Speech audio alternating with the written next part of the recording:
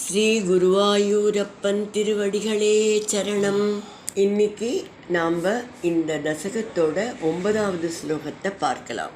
முதல்ல வார்த்தைகளை பிரித்து சொல்லலாம், பிறகு ஒவ்வொரு வரியும் சேர்த்து சொல்லலாம்.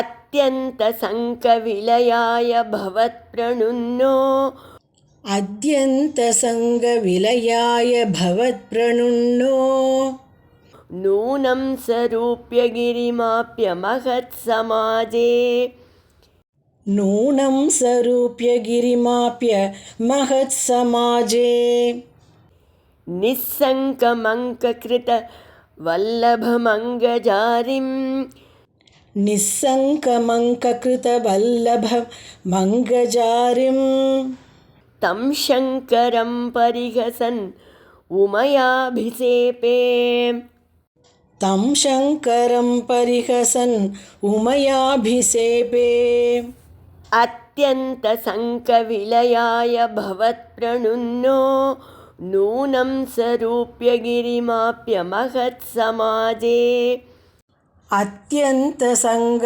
விலயாய பவத் பிரணுன்னோ நூனம் சரூப்ய கிரிமாப்ய மகத் சமாஜே நிஸ்ஸங்கமங்க கிருத வல்லபமங்கஜாரிம் தம் சங்கரம் பரிஹசன் உமயாபிசேபே நிஸ்ஸங்கமங்க கிருத வல்லபமங்கஜாரிம் தம் சங்கரம் பரிஹசன் உமயாபிஷேபே.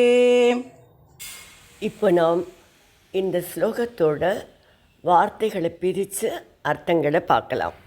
அத்யந்த சங்க விலையாய பற்று முற்றிலும் ஒழியும் பொருட்டு, நூனம் நிச்சயமாக, பவத் பிரணுன்னக உங்களால் தூண்டப்பட்டு, சக அந்த சித்திரகேது ரூப்யகிரிம் வெள்ளிமலையாகிய கைலாயத்தை ஆப்ய அடைந்து, மகத் சமாஜி பெரியோர்கள் கூடியிருந்த சபையில், நிஸ்ஸங்கம் சற்றும் தயக்கமின்றி, அங்ககிருத வல்லபம் மனைவியை மடியில் அமர்த்தியிருந்தவரும், அங்கஜ அரிம் மன்மதனது பகைவரும் ஆன தம் சங்கரம் அந்த சிவபிரானை பரிஹசன் ஏளனம் செய்து, உமாதேவியால் அபிஷேபே சபிக்கப்பட்டான்.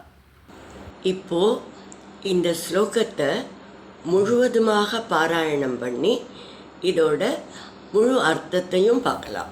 அத்யந்த சங்க விலயாய பவத் பிரணுன்னோ நூனம் சரூப்ய கிரிமாப்ய மகத் சமாஜே நிஸ்ஸங்கமங்க கிருத வல்லபமங்கஜாரிம் தம் சங்கரம் பரிஹசன் உமயாபிசேபே.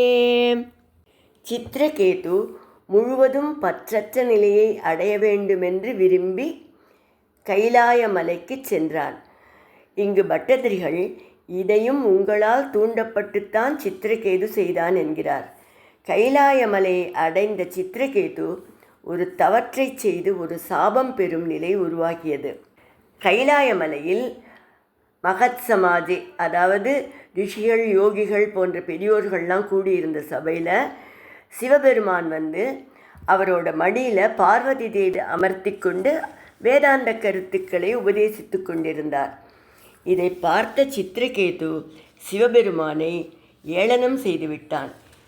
பெரியோர் கூடியுள்ள சபையில் மனைவியில் கூச்சமின்றி தயக்கமின்றி மடியில் அமர்த்தி கொண்டு இவர் அமர்ந்திருக்கிறாரே என்று ஏளனம் செய்தான். இதனால் கோபமடைந்த உமாதேவி அவனை அசுரனாகும்படி சபித்து விட்டாள். இங்கு சிவபிரானை பட்டதிரிகள் அங்கஜ அரிம் மன்மதனுடைய பகைவரான என்று கூறுகிறார். சிவபிரான் மன்மதனுக்கு பகைவர் மட்டுமல்ல, அவர் மன்மதனை ஜெயித்தவர். சிவபெருமானை சாதாரணமான மனிதர்களின் நிலையில் வைத்து சாதாரணமான மனித கண்ணோட்டத்துடன் பார்த்து தவறு செய்துவிட்டான் சித்திரகேது. அதனால் சாபத்தையும் அடைந்தான்.